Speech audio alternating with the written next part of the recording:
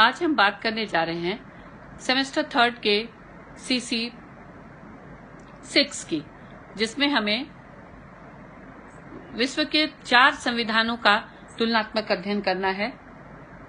ये 4 संविधान है: ब्रिटेन का संविधान, अमेरिका का संविधान, फ्रांस का संविधान और स्विट्जरलैंड का संविधान।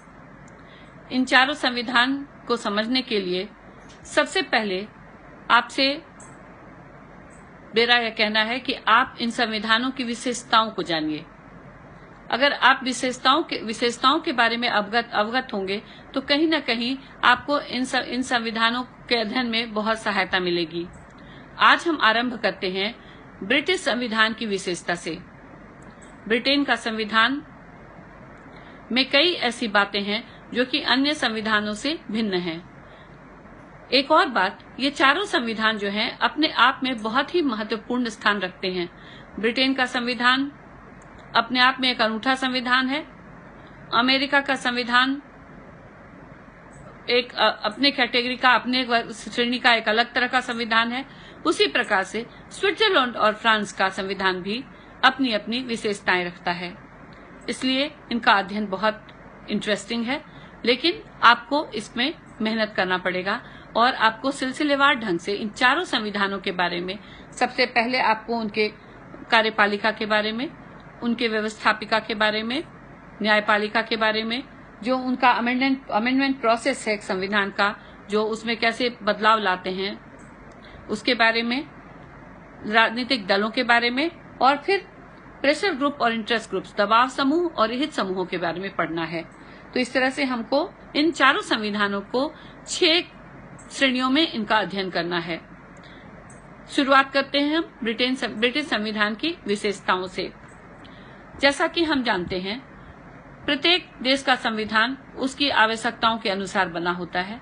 इससे संविधान, आप देखिएगा, देशों के संविधान भिन्न होते हैं। एक प्रकार के संविधान से आप हर देश में शासन व्यवस्था नहीं चला सकते हैं। अब हर देश की अलग अलग जरूरतें होती हैं और संविधान उन्हीं जरूरतों या आवश्यकताओं के अनुसार होता है।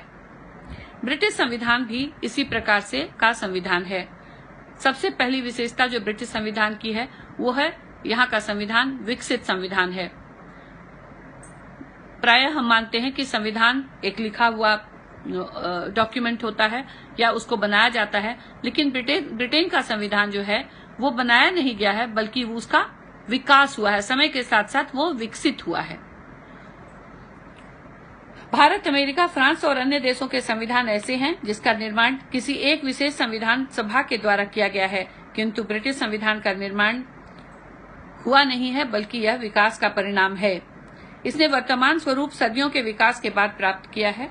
ब्रिटेन में 9वीं शताब्दी में राजतंत्र की स्थापना हुई और 13वीं शताब्दी में संसद विधिवत चलना शुरू हुआ। 17वीं शताब्दी में संसदीय प्रभुसत्ता की स्थापना हुई और उसके बाद यहाँ का एक संवैधानिक इतिहास ब्रिटिश व्यवस्था के लोकतंत्रीकरण की गाथा है। इस प्रकार ब्रिटेन का संविधान जो है एक ऐसे भवन के समान है जिसके विभिन्न भाग अलग अलग पीढ़ियों के परिणाम का प्रयत्न है। वो एक साथ भवन नहीं तैयार हुआ है, बल्कि समय के साथ साथ विभिन्न पीढ़ियों ने उसको तैयार किया है। दूसरी विशेषता है, तो पहली विशेषता हुई कि यह एक विकसित संविधान है। दूसरी विशेषता है यह अलिखित संविधान है। प्राय समझा जाता है कि संविधान लिखे जाते हैं, लेकिन ब्रिटेन का संविधान अलिखित है।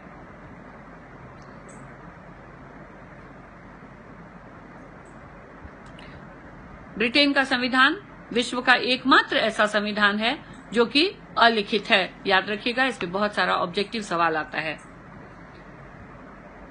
ब्रिटिश संविधान यद्यपि कानूनों के रूप में कुछ लिखित अंश भी हैं इसमें, लेकिन अधिकांश भाग इसका जो है वो प्रथाओं, परंपराओं आदि के रूप में प्रचलित है और वह अलिखित है।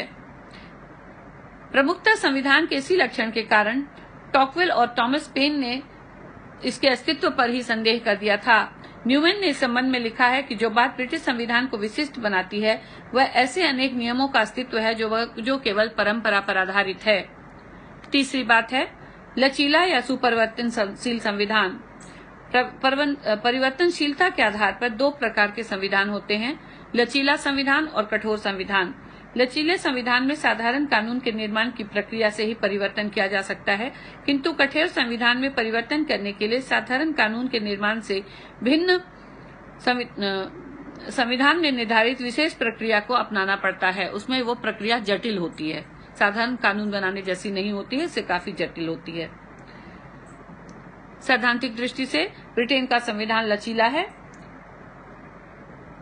ब्रिटेन में साधारण कानून तथा संवैधानिक कानून में कोई अंतर नहीं है, किंतु व्यवहार में ब्रिटिश व्यक्तियों की रूढ़िवादिता और सुस्थापित जनतंत्रीय परंपराओं के कारण संविधान में की मूल व्यवस्थाओं में परिवर्तन लाना मुश्किल होता है।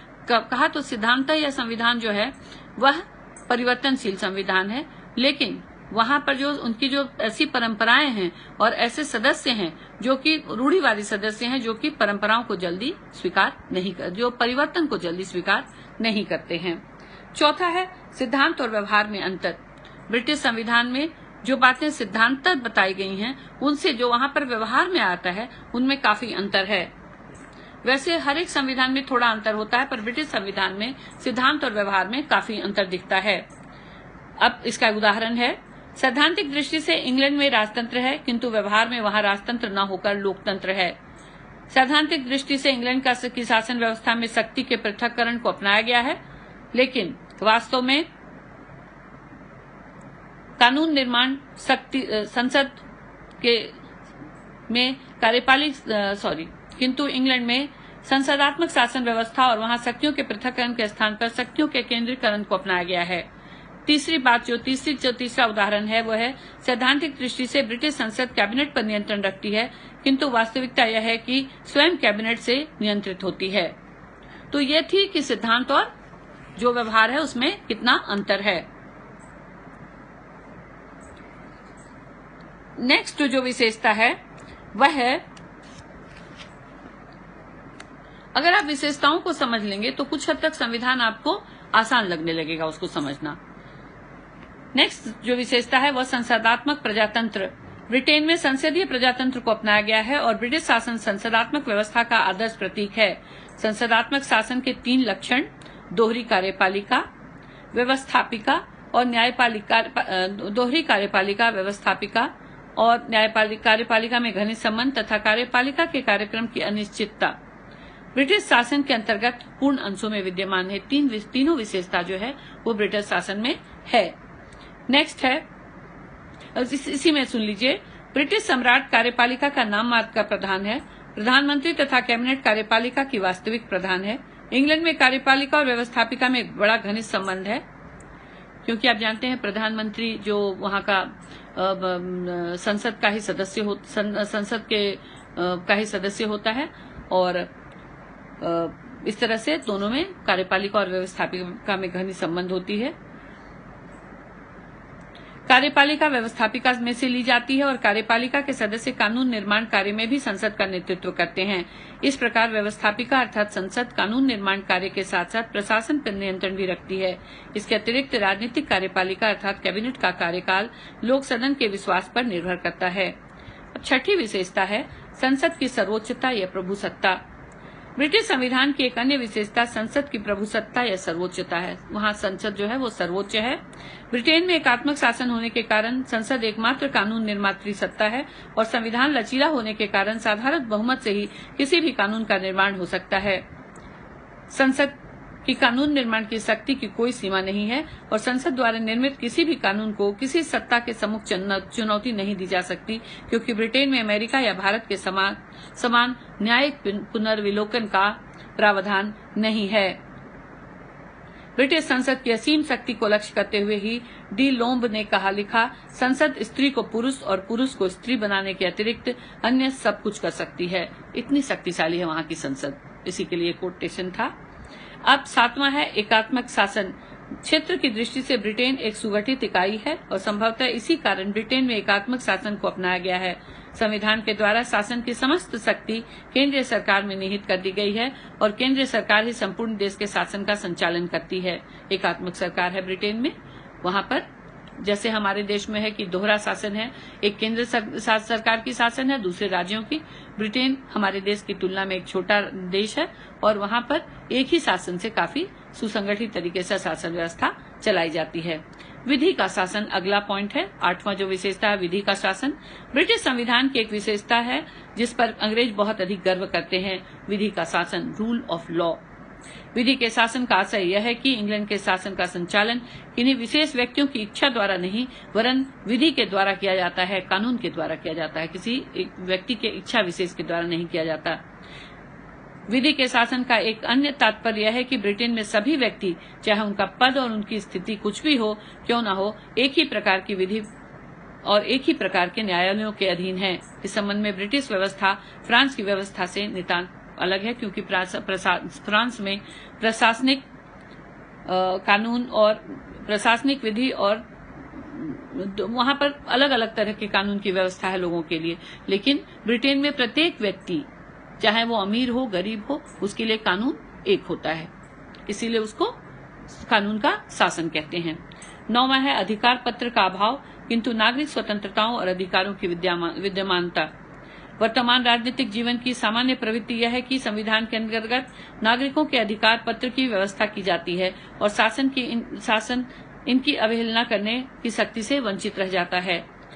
प्रायः ऐसा समझा जाता है कि नागरिक अधिकारों और स्वतंत्रताओं की रक्षा के लिए ऐसा करना आवश्यक है। हमारे देश में भी मौलिक अधिकारों की व्यवस्था की गई है, लेकिन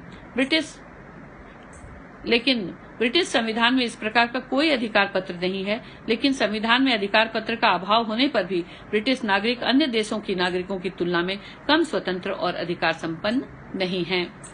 10वां है धर्मनिरपेक्षता के प्रसंग की स्थिति। ब्रिटिश संविधान एक धर्मनिरपेक्ष राज्य की स्थापना करता है। यह धर्माचार्य राज्य की यह विचार और विवाद का विषय, या धर्माचार्य राज्य की वो धर्मनिरपेक्ष है कि नहीं है, इसलिए यह एक विवाद का विषय है।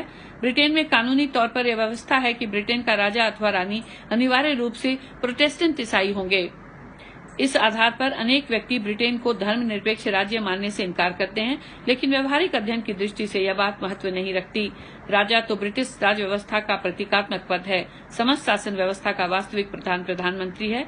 और इससे भी महत्वपूर्ण यह है कि ब्रिटेन में सभी नागरिकों को धार्मिक स्वतंत्रता प्राप्त है, तो इसलिए आप ब्रिटेन को धर्मनिरपेक्ष राज्य कह सकते हैं।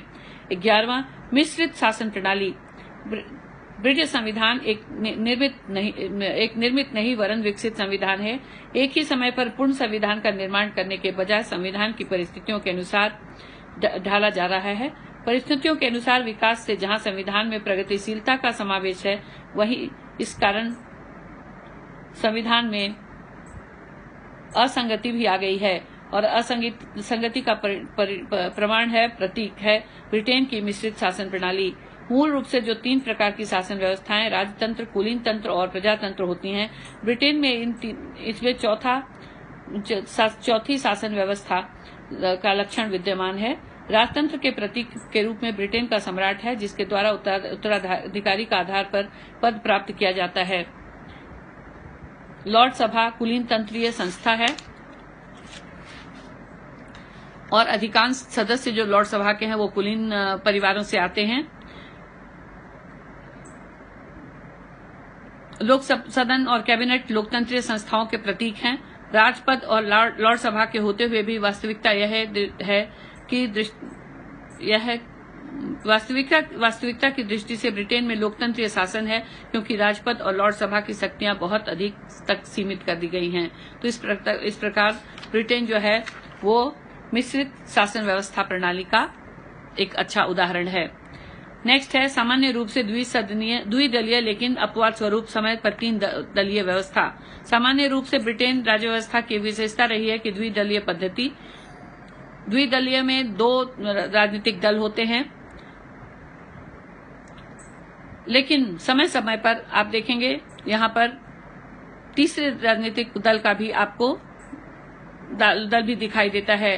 द्वितीय विश्व युद्ध के बाद 65 वर्ष के बाद मई 2010 में संपन्न आम चुनावों में अनुदार दल और लिबरल डेमोक्रेट पार्टी के गठबंधन सरकार को ही जन्म दिया। 65 वर्ष बाद यह स्थिति बनी। स्वाभाविक रूप से इसे अपवाद स्वरूप स्थिति ही कहना होगा। सामान्य रूप से मतदाताओं की पसंद द्विदलीय पद्धति और एक ही राजनीतिक दल की सरकार रहती है, लेकिन अभी यहाँ पर कोलिशन गवर्नमेंट 2010 में जैसा कि आपने देखा बना था। 13वां है सीमित रूप में शक्ति विभाजन। यहाँ पर आप देखिएगा शक्ति पृथक्करण का सिद्धांत जो मॉन्टेस्क्यू ने दिया था, लेकिन ब्रिटिश शासन पद्धति का एक विशेष गुण शक्ति विभाजन का सिद्धांत है। किंतु वस्तु स्थिति यह है कि ब्रिटेन में शक्ति विभाजन के सिद्धांत को पूर्ण रूप से नहीं अपनाया गया है। ब्रिटेन में संसदात्मक शासन व्यवस्था है और संसदीय शासन व्यवस्था में व्यवस्थापिका और कार्यपालिका अनिवार्य रूप से परस्पर संबंधित होते हैं। ब्रिटिश मंत्रिमंडल और कार्यपालिका और विधायी शक्तियों का मेल हो गया है, पर न्यायपालिका स्वतंत्र है। इसलिए यहाँ पर सीमित शक्ति के विभाजन का सिद्धांत अपनाया गया है। 14वां है न्यायपालिका का व्यवस्थापिका और कार्यपालिका से पृथक्करण तथा न्यायपालिका की स्वतंत्रता की संवैधानिक व्यवस्था। संवैधानिक सुधार कानून 2005 के पूर्व ब्रिटेन में न्यायपालिका और व्यवस्थापिका और कार्यपालिका के सिद्धांत पृथक नहीं थे। न्यायपालिका व्यवस्थापिका और कार्यपालिका से पृथक नहीं थे। ब्रिटिश संसद के द्वितीय लॉर्ड सभा का अध्यक्ष लॉर्ड चांसलर